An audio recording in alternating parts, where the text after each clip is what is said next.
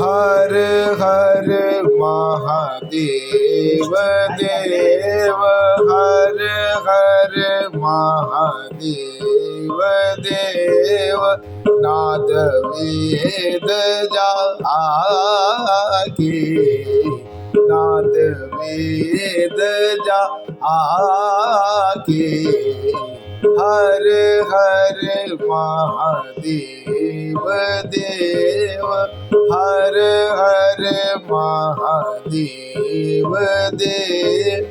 भस्म अंग,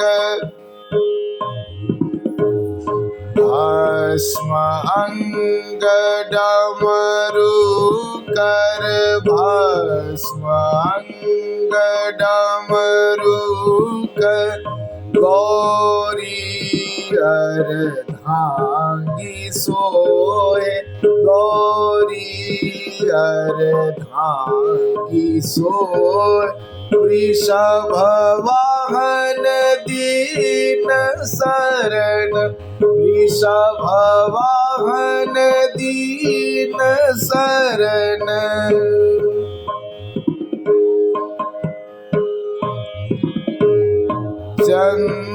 चंद्रमाल लाट धरे, चंद्रमाल लाट धरे। हर हर महादेव देव, हर हर महादेव देव, हर हर महादेव, हर हर महादेव, हर हर महादेव देव, हर हर गपनि धसानी पहर हर महादेव, हर हर महादेव देव, हर हर पपनि सग सानि धसानी हर हर महादेव,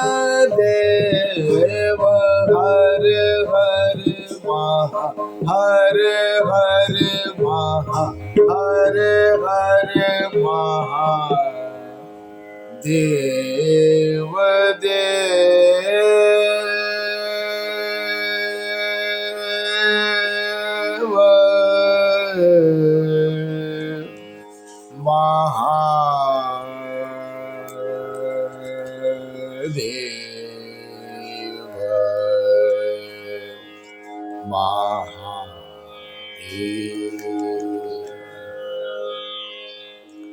धर्म प्रेमी बंधुओं, श्री शिव महापुराण रुद्र संहिता सती खंड का आज 39वें अध्याय में आप सब सुनेंगे श्री विष्णु और देवताओं से अपराजित दधीचि द्वारा देवताओं को शाप देना तथा राजा शिव पर अनुग्रह करने की कथा। ब्रह्मा जी बोले, नारद भक्तवत्सल भगवान विष्णु राजा शिव के हित साधन के लिए ब्राह्मण का रूप धारण कर दधीचि के आश्रम में गए। कपट रूप धारण करके जगत गुरु श्री हरि शिव भक्तों में श्रेष्ठ ब्रह्मर्षि दधीचि को प्रणाम करके शुभ के कार्य की सिद्धि के लिए तत्पर हो उनसे कहने लगे। विष्णु बोले, हे दधीचि, शिव की आराधना में तत्पर रहने वाले हे विप्रर्षे, हे अव्यय, मैं आपसे एक वर मांगता हूँ, कृपा करके उसे आप मुझे दीजिए। ब्रह्मा जी बोले, शुभ की कार्य सिद्धि चाहने वाले देव विष्णु के द्वारा याचित परम शिव भक्त दधीचि विष्णु से शीघ्र यह वचन कहने लगे। दधीचि बोले, हे विप्र, मैंने आपका अभिष्ट जान लिया है। आप भगवान श्री हरि शुभ के कार्य के लिए ही यहाँ ब्राह्मण का रूप धारण करके आए। आप तो मायावी हैं। हे देवेश, हे जनार्दन, शिव जी की कृपा से मुझे भूत, भविष्य और वर्तमान इन तीनों कालों का ज्ञान सदा रहता है। मैं आप श्री हरि विष्णु को जानता हूँ। हे सुव्रत, इस ब्राह्मण वेश को छोड़िए। दुष्ट बुद्धि वाले शुभ ने आपकी आराधना की है। हे भगवन, हे हरे, मैं आपकी भक्तवत्सलता को जानता हूँ। यह छल छोड़िए, अपने रूप को ग्रहण कीजिए और भगवान शंकर का स्मरण कीजिए।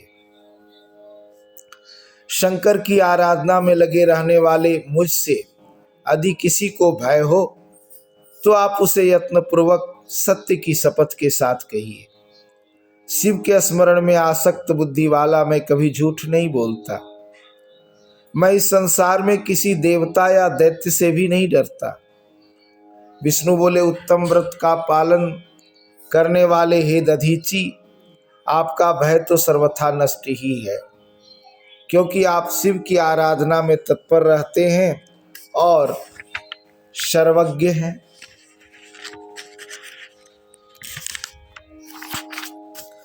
आपको नमस्कार है। आप मेरे कहने से एक बार अपने प्रतिद्वंदी राजा छू से यह कह दीजिए, हे राजेंद्र, मैं आपसे डरता हूँ। ब्रह्मा जी बोले, विष्णु का यह वचन सुनकर भी शिव भक्तों में श्रेष्ठ महामुनि दधीचि हंसकर निर्भय हो कहने लगे। दधीचि बोले, मैं पिनाकधारी देवाधिदेव शंभु के प्रभाव से कहीं भी किसी से किंचन मात्र भी नहीं डरता हूं। ब्रह्मा जी बोले, उन मुनि का यह वचन सुनकर भगवान विष्णु क्रोधित हो उठे और वे मुनि श्रेष्ठ दधीचि को जलाने की इच्छा से अपने चक्र को उस पर उठाकर खड़े हो गए। राजा छू के सामने ही ब्राह्मण पर चलाया जाने वाला उनका भयंकर चक्र शिव जी के प्रभाव से वहीं पर कुंठित हो गया। इस प्रकार उस चक्र को कुंठित हुआ देखकर दधीचि हंसते हुए सत एवं असत की अभिव्यक्ति के कारणभूत भगवान विष्णु से कहने लगे, हे भगवन, आपने पूर्व समय में तपस्या के प्रयत्न से शिव जी से सुदर्शन नामक अत्यंत दारुण जिस चक्र को प्राप्त किया है, शिव जी का वह शुभ चक्र मुझे नहीं मारना चाहता है। तब भगवान श्री हरि ने क्रुद्ध होकर क्रम से सभी अस्त्रों को उन पर चलाया। इस पर दधीचि ने कहा, अब आप ब्रह्मास्त्र आदि वानों से तथा अन्य प्रकार के अस्त्रों से प्रयत्न कीजिए। ब्रह्मा जी बोले, दधीचि के वचन को सुनकर भगवान विष्णु उन्हें अपने सामने अत्यंत तुच्छ मनुष्य समझकर क्रोधित हो अन्य प्रकार के अस्त्रों का उन पर प्रयोग करने लगे। उस समय एकमात्र उस ब्राह्मण से युद्ध करने के लिए मूर्ख देवता भी आदर पूर्वक विष्णु की सहायता करने लगे। विष्णु पक्षीय इंद्र आदि देवगण भी दधीचि के ऊपर बड़े वेग से अपने अपने अस्त्र शस्त्र शीघ्र चलाने लगे। तब वज्र हुई अस्थियों वाले जितेंद्रिय दधीचि ने शिव जी का स्मरण करते हुए मुट्ठी भर कुशा लेकर सभी देवताओं पर प्रयोग किया। हे मुने, शंकर जी के प्रभाव से मुनीश्वर दधीचि के द्वारा प्रयुक्त वह मुट्ठी भर कुशा कालाग्नि के समान दिव्य त्रिशूल बन गया। चारों ओर से जलता हुआ प्रलयाग्नि से भी अधिक तेज वाला तथा ज्वालाओं से युक्त वह शैव अस्त्र आयुधों सहित समस्त देवताओं को भस्म करने का विचार करने लगा। उस समय विष्णु, इंद्र आदि मुख्य देवताओं के द्वारा जो अस्त्र छोड़े गए थे वे सभी उस त्रिशूल को प्रणाम करने लगे। तब नष्ट पराक्रम वाले सभी स्वर्गवासी देवगण इधर उधर भागने लगे। मायावियों में श्रेष्ठ स्वामी विष्णु ही एकमात्र भयभीत हो वहां स्थित रहे। तब पुरुषोत्तम भगवान विष्णु ने अपने शरीर से अपने ही समान हजारों एवं दिव्य लाखों दिव्य गणों को उत्पन्न किया।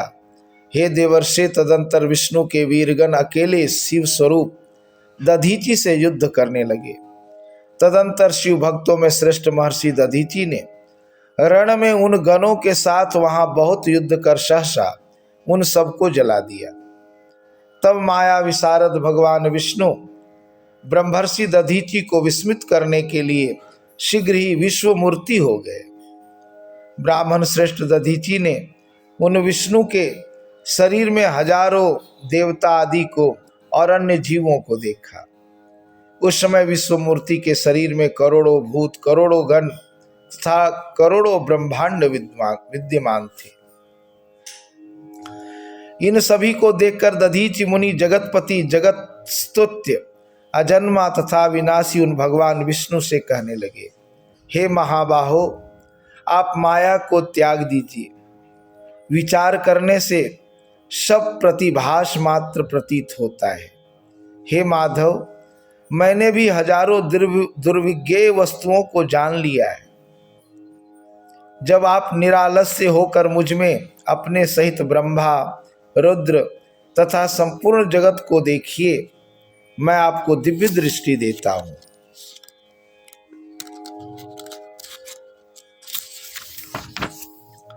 ब्रह्मा जी बोले, इस प्रकार कहकर भगवान शिव के तेज से पूर्ण शरीर वाले दधीचि मुनि ने अपने शरीर में समस्त ब्रह्मांड को दिखाया। तत्पश्चात शिव भक्तों में श्रेष्ठ बुद्धिमान दधीचि मन में शंकर का स्मरण करते हुए निर्भय होकर देवेश भगवान विष्णु से कहने लगे।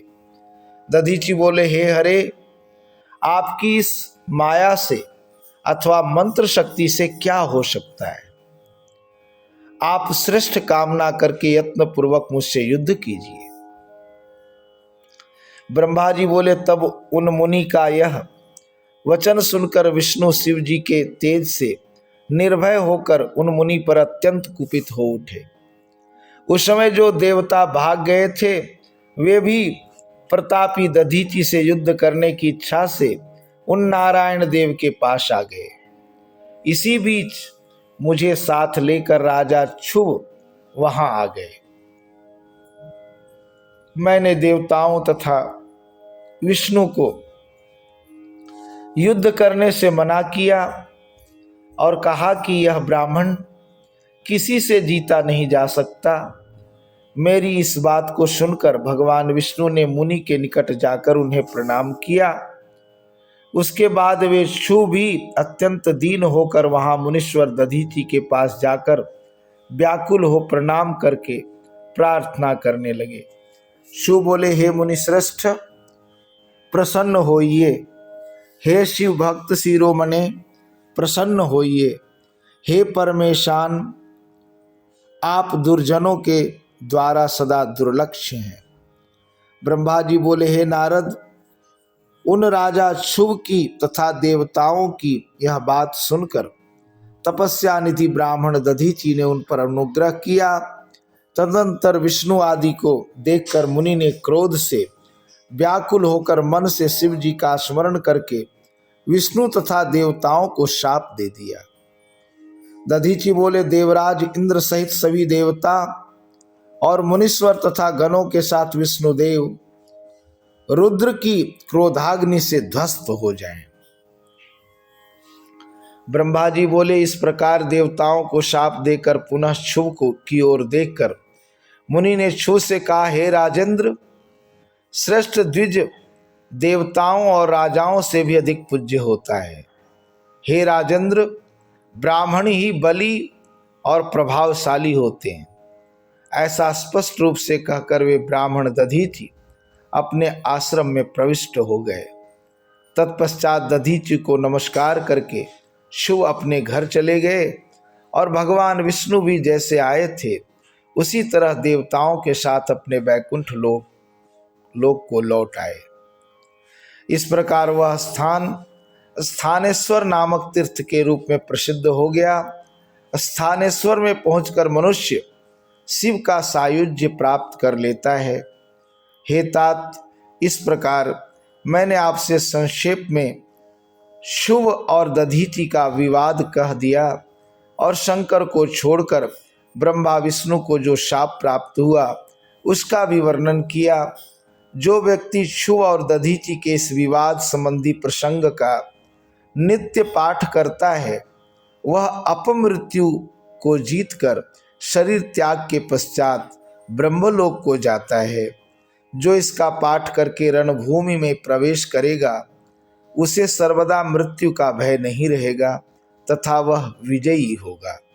इस प्रकार श्री शिव महापुराण के अंतर्गत द्वितीय रुद्र संहिता के द्वितीय सती खंड में विष्णु और दधीचि के युद्ध का वर्णन नामक 39वां अध्याय पूर्ण हुआ।